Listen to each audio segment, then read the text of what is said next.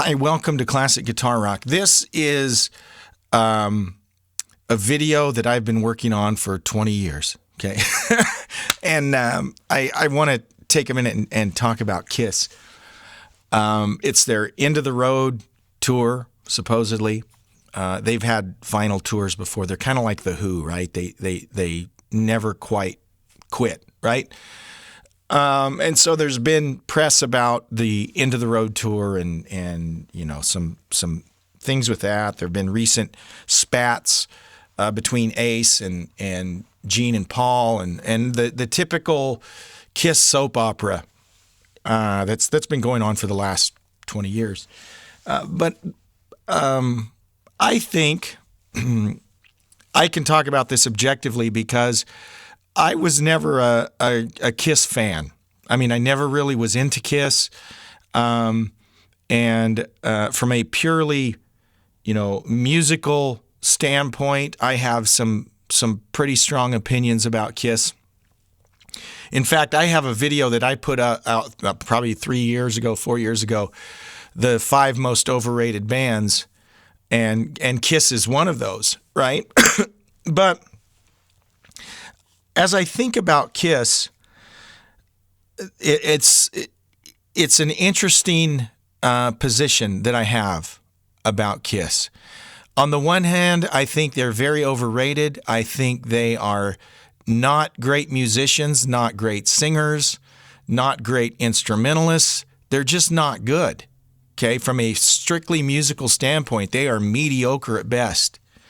But in the next breath, I'm going to say they're one of the greatest rock bands that's ever existed. How can I say that? Well, great rock bands aren't necessarily about musical talent. And the classic rock history is full of great bands that were not great musicians.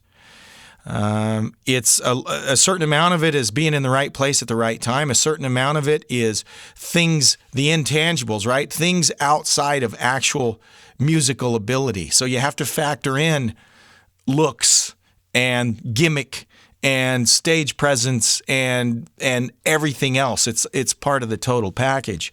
And Kiss falls into that category.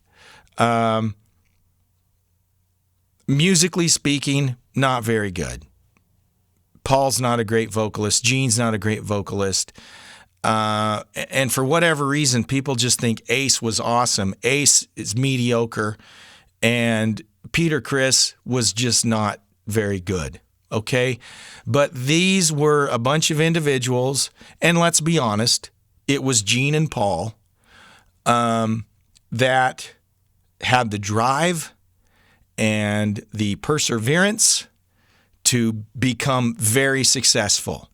They were great, again, Gene and Paul, great businessmen in their own right, and they built a brand that was much bigger than a band. To this day, it's one of the most recognizable logos around the world. So a logo that was actually designed by Ace, by the way. So there's one thing that Ace did, right? Okay. But the whole Kiss experience, I go back and forth because part of me wants to say, man, these guys are so overrated. You know how there's some bands that you just scratch your head? Green Day, for instance. Green Day sounds like your average garage band that every high school has a dozen of them, right? Nothing special at all. Nothing. You could sit down, musically speaking, you could sit down and learn a Green Day album. You could learn to play every song on a Green Day album in about 30 minutes, right? They're just not good. But some people love them, right? How can you explain that? So a lot of it is right place, right time.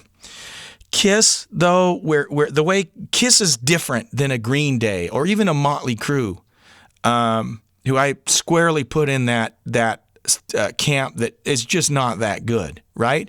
But they had a look. They were at the right place at the right time. They were smart. Nikki Sixx, smart, brilliant guy. Gene and Paul, smart, brilliant guys. So you can't take that away from them. But here's where Kiss is different. Man, Kiss was like the Beatles in terms of the influence that they had. Okay, you talk to any guy that came of age from my generation. I'm 51, almost 52 years old. Guys that came up in the 70s and 80s, almost any of us that are into music will point to Kiss as a huge influence, right? Just like guys from the previous generation will say, seeing the Beatles on Ed Sullivan made me want to be a musician, made me want to play in a band. Kiss has a similar impact. And for that reason, they should have gone into the Rock and Roll Hall of Fame the very first year they were eligible. It was a travesty that they didn't. They're finally in there way too late because of the sheer impact that they had. And what they did was they kind of changed the playing field. I mean, others had come before them. Alice Cooper, right, was into the theatrics. David Bowie, so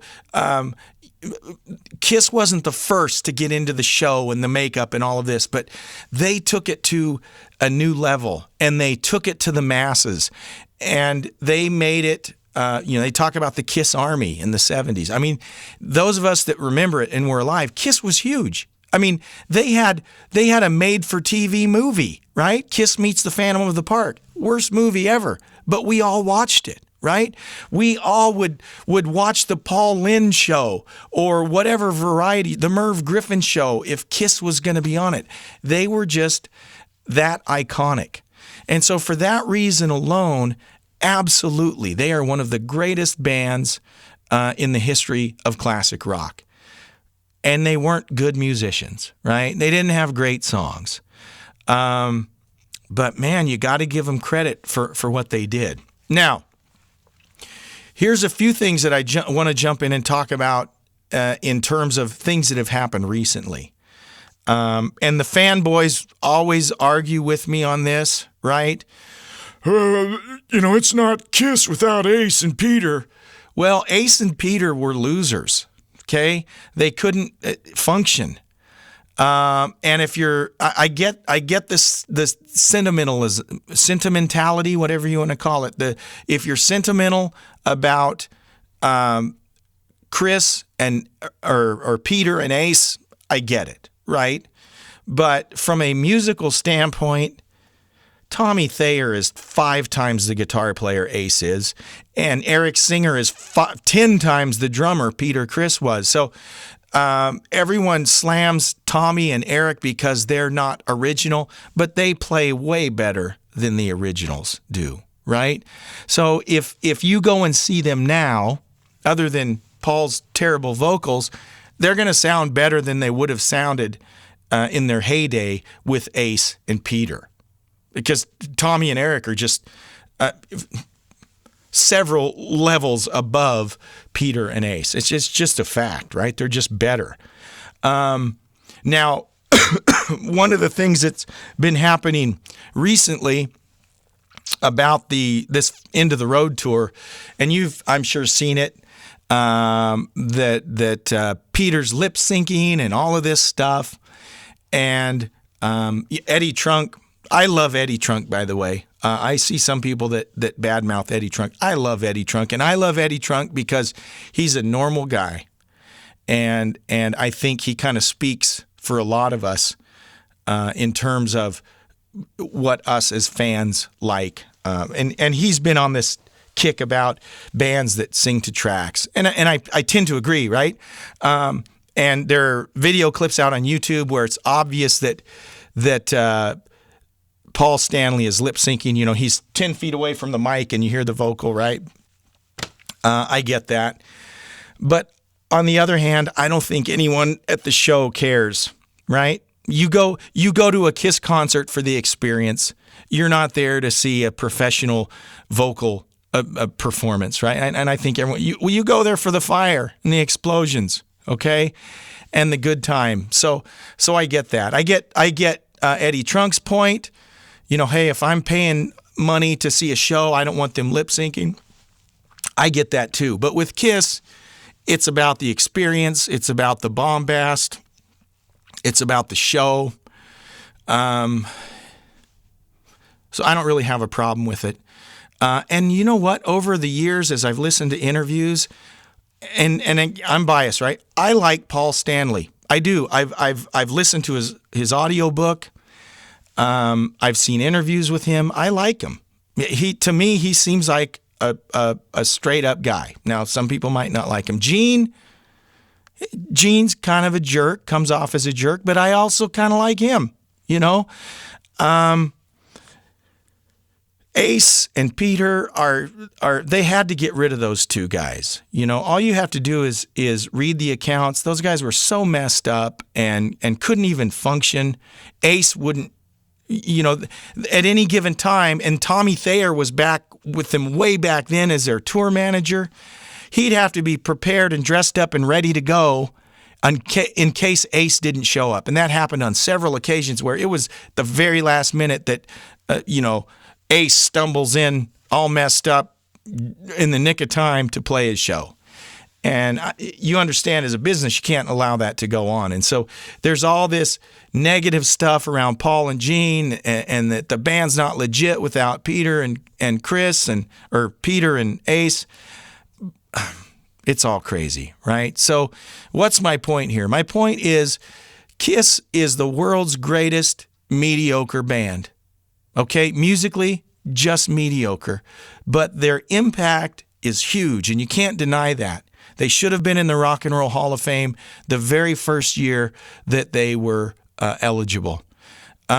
Peter and Ace, I get it. They were there in the beginning. Many of us, for sentimental reasons, it's not Kiss without those two. But Tommy and Eric are way better than either of those two guys, and they've been in the band longer than either of those two guys. So it's the Kiss conundrum, right? Do you love them? Do you hate them? Musically, I don't love them. For their impact, I kind of love them. And I really think they are one of the most impactful bands in the history of classic rock.